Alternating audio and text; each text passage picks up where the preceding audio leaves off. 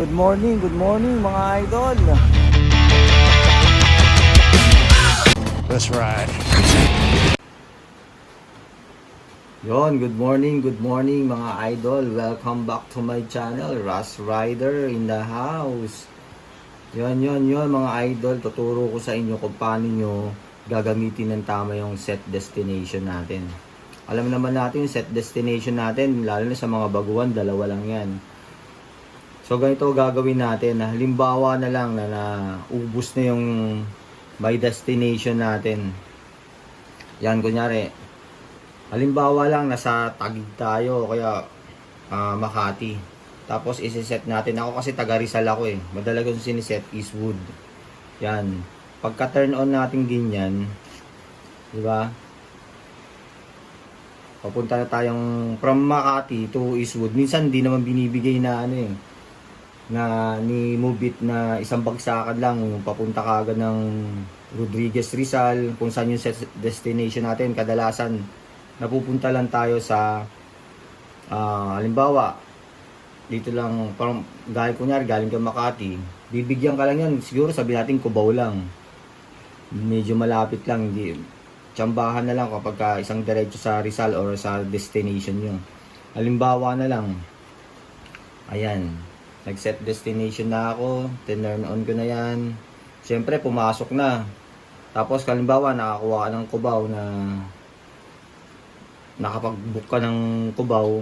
Tapos, from Cubao to, minsan, Marikina lang. Di, dalawa na yon. Ang tip ko lang sa inyo, huwag nyo munang papatayin hanggang sa maubos na yon. Minsan kasi may nakalagay na ano eh, yung sinasabi ni Mubit na naubos mo na yung set destination. Pero ang gagawin mo, ganito lang mga idol. Kunyari, 'di ba, Eastwood Greenview. Medyo ibababa mo lang siya ng ng Lovers Market. Bababa ka ng konti sa ano nyo, sa lugar nyo, kaya San Mateo lang para magamit mo pa rin yung set destination. Yan. Kunyari San Mateo. I-turn on mo na yan dyan. Tapos yung papasok na yun dyan. Yun mga idol.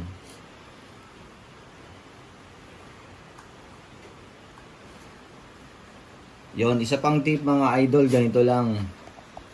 From sa service type natin. Kunyari, kaparis kahapon, galing ako ng Valenzuela.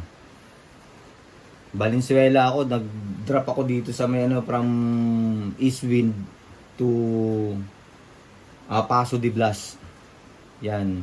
Nung na-drop ko na si ma'am sa Paso de Blas, ang ginawa ko, naubos na rin kasi yung set destination ko noon. In-off ko lang to.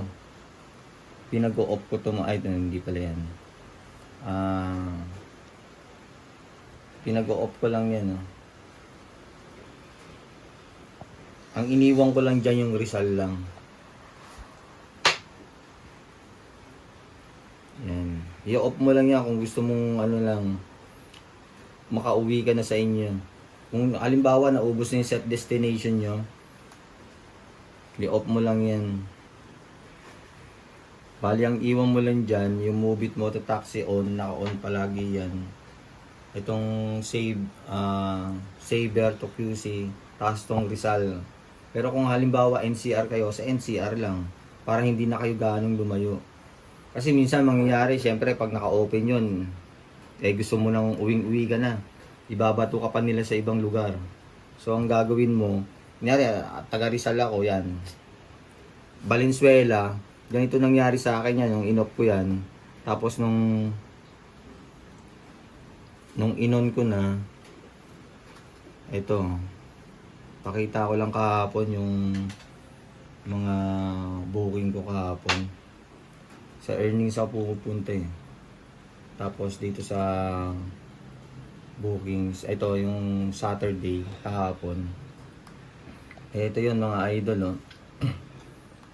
Na-pick up ko siya dyan sa Eastwind papuntang Paso de Blas. Ayan. Tapos sumunod nun yun, nung in-off ko na lahat, wala na akong set destination. Ito napunta sa akin, papunta namang medyo hindi siya ganun ka, alam mo yun, yung papunta ka agad ng QC. Pero binigyan ako ng papuntang Malabon. Pagkatapos ng Malabon, eto mga idol. Sa Quezon City to, sa Star Paper Corporation. Sa Quezon City. Tapos yung pang-apat ko, dito na, sa may ano na. Anong oras na to? Anong oras? Yun, so medyo malapit. Malapit na sa Marikina. Ganun lang mga idol. Yung yun mga idol. Ayun, from service type, ulitin ko ulit mga idol ha. Tapos i-off nyo lang kung saan kayo papunta. Ako papunta akong Rizal, naubos na set destination ko. Rizal lang binuksan ko. Tapos tong moto taxi, Saber to QC, yan. Nasubukan ko na yung idol.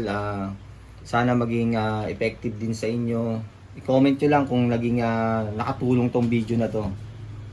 Yon mga idol. Maraming salamat sa panunood. Sana may natutunan na naman kayong bagong technique.